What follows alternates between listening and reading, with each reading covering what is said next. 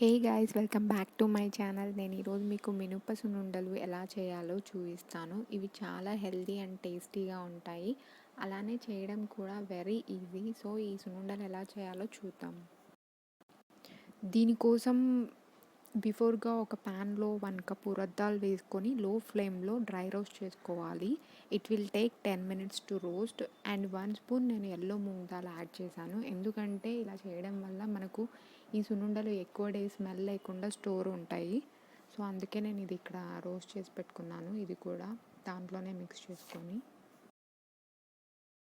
ఈ మినపప్పు కూల్ అయ్యాక మిక్సీ జార్లో వేసుకొని పౌడర్ చేసుకోవాలి. లైక్ స్లైట్లీ కోట్స్, అంటే బరకగా అంటారు కదా, అలా చేసుకోవాలి. మరీ ఫైన్గా చేసుకుంటే అంతగా బాగోదు. ఇప్పుడు నెక్స్ట్ నేను జాగ్రీ వేస్తున్నాను. అంటే సేమ్ క్వాంటిటీలో తీసుకోవాలి. నేను మినపప్పు 1 కప్ తీసుకున్నాను కాబట్టి బెల్లం కూడా 1 కప్ తీసుకుంటున్నాను. ఈ రెండు వేసుకొని మళ్ళీ ఒకసారి పౌడర్ చేసుకుందాం. మీకు కావాలంటే ఇందులోనే ఇలాచీ కూడా యాడ్ చేసుకోవచ్చు.